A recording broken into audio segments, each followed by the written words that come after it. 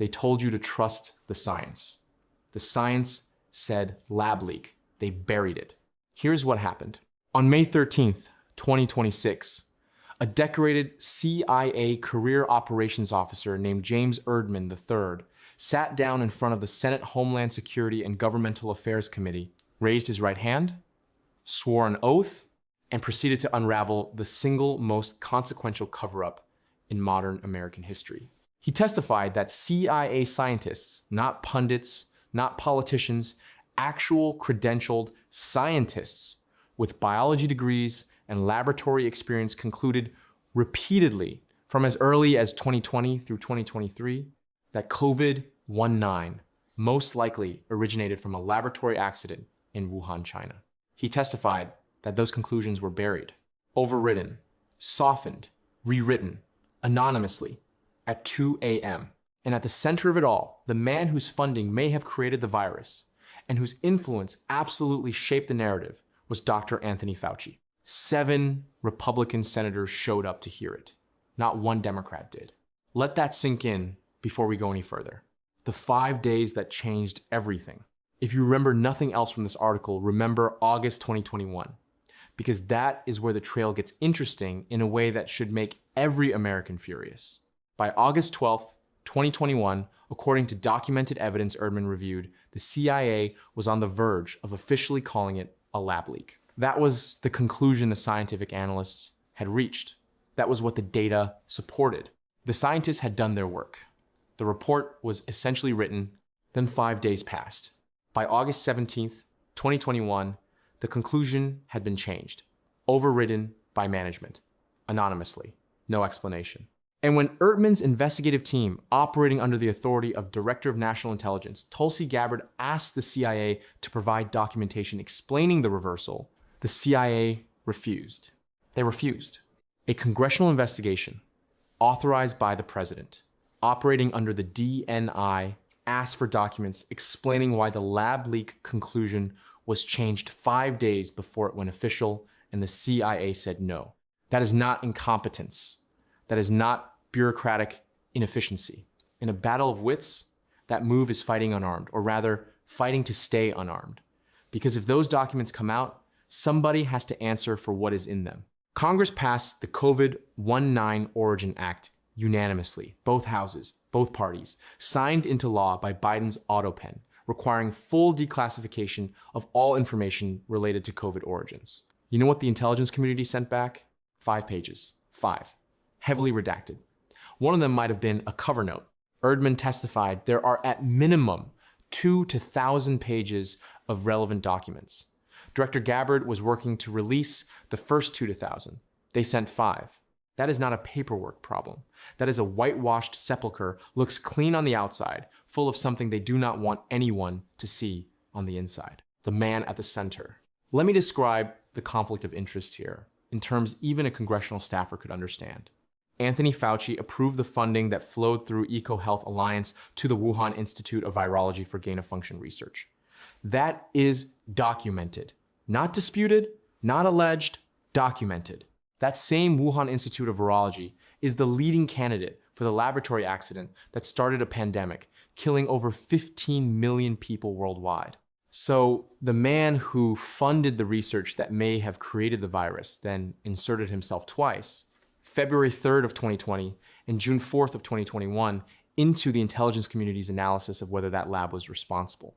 He did not issue orders. He did not have to. He simply provided a, quote, curated list of subject matter experts the IC should consult. People in his professional orbit. Some of them co-authors of the now infamous Proximal Origin paper that publicly dismissed the lab leak hypothesis. One of those authors received a $9 million NIH grant from Fauci's own agency after changing his position from, quote, lab leak is plausible on a private phone call in February 2020 to, quote, natural origin in the published paper weeks later. A senior NIC officer actually raised the alarm. He emailed the team leader running the 90-day study. Considering Dr. Fauci is a public health expert, are you sure we should be relying on this? Shouldn't we have a separate set of advisors? The team leader's response? No. In this case, Dr. Fauci is a subject matter expert. I want you to appreciate the magnificent galaxy brain logic required to accept that answer. The man who funded the research that may have caused the pandemic is a, quote, subject matter expert on whether the pandemic came from research he funded. That reasoning has a leak in the think tank so severe you could see daylight through it. And 6 of the 7 scientists who later completed the CIA's COVID relook with lab experience, medical credentials, technical expertise, signed their names to the conclusion this was a lab leak. 6 out of 7. Management overrode them. Changed the conclusion in the middle of the night, anonymously. 2. We may never precisely know the origin of SARS-CoV-2. Precisely. Erdman flagged the word with surgical precision. Intelligence analysts do not use precisely. They use low confidence, medium confidence, high confidence. Precisely is not an analytical finding. It is the linguistic equivalent of a fire exit, a way to leave the building and lock the door behind you so nobody can ever reopen the question. This is Quinn's law number 6 in action, and it does not get any cleaner than this. Facts are the enemy of liberalism. When the facts said lab leak, the narrative said natural origin. The narrative won. Not because the evidence supported it, but because the right people were in the right positions to ensure the evidence never reached the people who were supposed to see it. The empty chairs. Now I want to talk about 7 people. 7 United States senators who sat on the committee that called this hearing. 7 people who had a professional obligation, a constitutional obligation, and frankly, a moral obligation to be in that room. 7 people for whom an oath-taking CIA operations officer put his career on the line to testify under subpoena about the greatest public health deception of the century. Senator Gary Peters, the ranking member, the top Democrat on the committee, the person whose literal job requires engagement with this exact kind of oversight, absent, could not find the door. Senator Maggie Hassan, gone. Senator Richard Blumenthal, gone. Senator John Fetterman, gone. Senator Andy Kim, gone. Representative Ruben Gallego, gone. Senator Alyssa Slotkin, gone. 7 for 7, a perfect 0. Not one of them in the room. Not one of them listening to testimony about the cover-up that preceded the lockdowns, that destroyed their constituents' businesses, the school closures that cost their constituents' children 2 years of learning, the forced mandates that cost their constituents' neighbors their jobs. One Democratic senator apparently walked past the committee room, saw the cameras, and asked his staffer with what reporters could not determine was either genuine confusion or masterful trolling. What's going on here? His staffer said he did not know. They kept walking. He is on the committee. That is not accidental ignorance. That is performative incuriosity by people who campaign like rock stars and govern like participation trophies. Senator Bernie Moreno asked Erdman directly, "How does it make you feel that not one Democrat is here?" Erdman, with considerably more grace than the situation deserved, said he wished they were there. I do not have that much grace. I want names on the record. I want the American people to know exactly which of their elected representatives, who swore an oath to provide oversight of the agencies that work for us, chose to be elsewhere when a whistleblower under subpoena confirmed that those agencies had manipulated the most consequential public health decision in modern history. You ran on believed science. The scientists said lab leak. You disappeared. Do not ever lecture me about science again, what they were actually doing. Here is the part that should genuinely offend you, because I was curious, so I checked. A complete 0 out of 7 boycott of a Senate committee hearing is not normal. I want to be precise about that. It is not rare. It is essentially unprecedented on a hearing of this magnitude. Congressional researchers and political scientists will tell you that even on the most contentious, most partisan topics, impeachment proceedings, Supreme Court confirmation fights, classified intelligence reviews, you almost always find at least 1 or 2 minority members who show up. Some attend to protest, some attend to challenge. Some attend because their constituents sent them to Washington to engage with the business of oversight. And even when they disagree with the majority's framing, they cannot justify sitting it out. A full 7 of 7, 0 dissenting, perfectly coordinated, complete party boycott does not happen by accident. Schedules conflict sometimes. One member might have a funeral or a flight, but all seven, the same morning? That is a decision made at the party level, communicated to every member of the Democratic caucus on that committee. A unanimous choice to ensure that not one of them would be on record asking questions about what happened inside the CIA during COVID. And since I am a science teacher, and I believe in showing my work, let me show you what these 7 public servants drawing their 6-figure taxpayer-funded salaries chose to do with their time on May 13th and 14th, 2026, while James Erdman III testified under oath about the cover-up that preceded the lockdowns that affected every American alive. Senator Gary Peters, the ranking member, the top Democrat on the committee, the man whose official title requires him to lead the minority's engagement with oversight hearings, posted a cheerful, "Go Pistons, let's get the W on our home court." He also found time to post about Michigan's auto industry and about Selfridge Air National Guard Base. Important issues, no argument. But Gary Peters can apparently find time in his schedule for the Detroit Pistons and for a National Guard base, while a CIA whistleblower confirms that the government lied to the American people about the origins of a pandemic that killed 15 million human beings. The Pistons, Gary, the Pistons. Senator Blumenthal was remarkably productive. Multiple posts, big tech consumer safeguards, energy prices, the Kids Online Safety Act, underage gambling, OpenAI endorsements.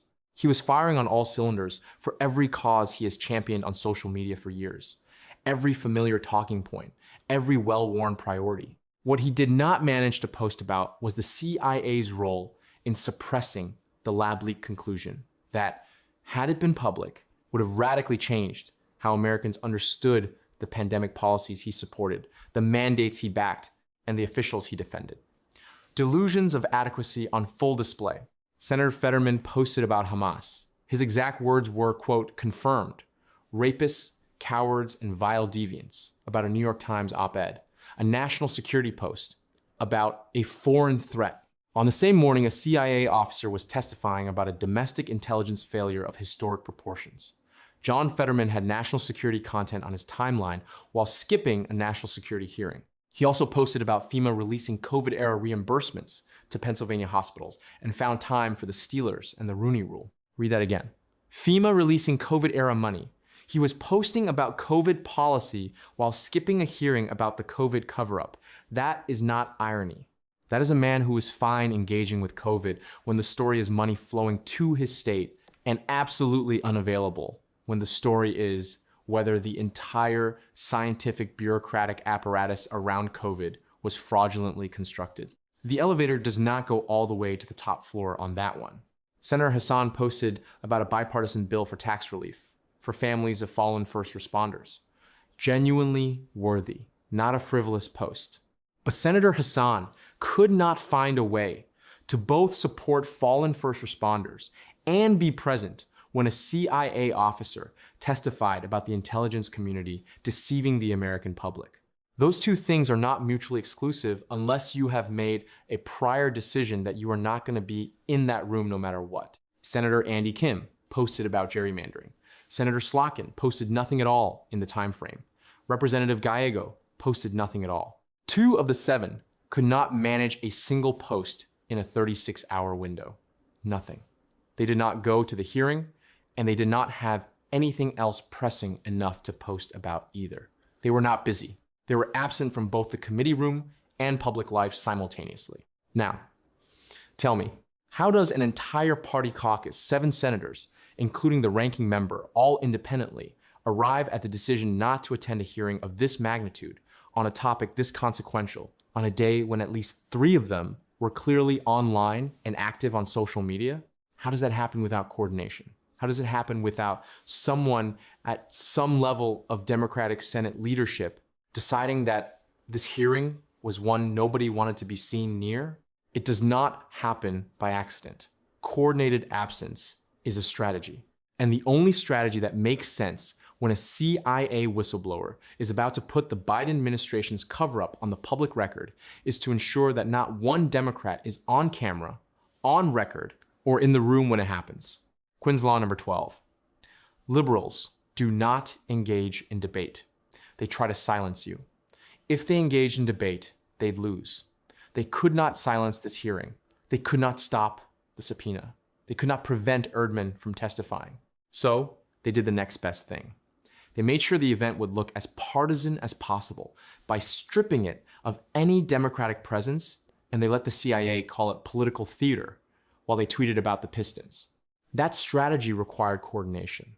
And coordination requires someone to have made the calculation that the truth coming out of that hearing was more dangerous to the Democratic Party than the optics of a complete boycott. That tells you something important, something that the 7 absent senators' constituents deserve to think very hard about. The CIA responds. I would be remiss if I did not mention the CIA's official response to this hearing. They called it, and I'm quoting, nothing more than dishonest political theater masquerading as a congressional hearing. This from an agency that sent 5 pages in response to a legal mandate requiring full declassification of COVID origin information. Illegally monitored the phones and computers of the DNI's own investigative team, Americans, conducting a lawful investigation under presidential authority, while that team was reviewing CIA documents. Took back 40 boxes of JFK files and MK Ultra records that Director Gabbard was preparing to declassify. Refused to cooperate with legal subpoenas. Retaliated against the analysts who refused to sign the management-approved 2 a.m. rewritten anonymous conclusion. The CIA calling someone else's behavior dishonest is quite possibly the most spectacular display of brass I have witnessed in a 20-year career of watching brass on parade. I've heard more coherent arguments from a drunk parrot than whatever that communications director thought she was accomplishing with that statement. Director Ratcliffe, now at the CIA, owes Senator Rand Paul and this committee an apology. The public record says so. The testimony says so. The 5 pages say so. The autopen pardon, and what comes next. Before departing the White House, Biden's autopen issued Anthony Fauci a blanket pardon covering any potential federal offenses committed between 2014 and 2025. No crime specified, no charges named. Just a decade-long immunity certificate for a man already collecting royalties and posing for Vogue. Senator Paul has indicated he believes a pardon that broad and that vague, covering 10 years with no crime enumerated, can and should be challenged in court. I agree with him. A pardon with no specified offense is not a pardon. It is a confession with better branding. The testimony of James Erdman III will not go away. The 2 to 1,000 pages Director Gabbard is working to release will not go away. The question of why 6 scientists were overridden anonymously at 2 a.m. will not go away. The question of why the CIA illegally monitored its own investigative oversight team will not go away. This is not over. This is the beginning of the accounting. A closing thought. Millions of people died. Children lost years of school. Small businesses were destroyed permanently. Families were separated from dying loved ones. Americans lost their jobs for refusing a mandate built on a foundation that the CIA's own scientists were simultaneously trying to tell their managers was not what the public was being told. And the Democrats on the committee that called this hearing could not be bothered to show up. What I want to know from Senator Gary Peters, Senator Maggie Hassan, Senator Richard Blumenthal, Senator John Fetterman, Senator Andy Kim, Representative Ruben Gallego, and Senator Alyssa Slotkin is a simple question. Which of the following is true? Did you not read the hearing agenda and are just following party talking points? Are you not smart enough to understand the significance of what Erdman testified? Or are you perfectly comfortable deceiving your constituents by refusing to engage with evidence that might complicate the narrative your party has spent 5 years protecting? Those are the only 3 options. The American people are keeping score. But what do I know? I am only a published science teacher who has spent his career explaining to students that the first question you ask about any scientific conclusion is whether the people who reached it had a financial stake, the outcome, and that a peer-reviewed paper funded by the person whose research is under investigation is not independent analysis. It is a press release with footnotes. If this article made you think, like this article so the algorithm shows it to people who need to read it, share this. Every share really helps get the word out. Use it. Comment below. Which of the 3 options explains your Democratic senator's absence? Tell me. I want to know which one your representative chose. And if you want more of this, the data, the history, the science, the stories, join Beeski's classroom community or follow on YouTube. Even better, subscribe to the account. It is about the cost of a cup of coffee per month. That is it. Your support keeps this classroom open, and I promise there will never be a shortage of material as long as the left keeps trying to outdumb itself.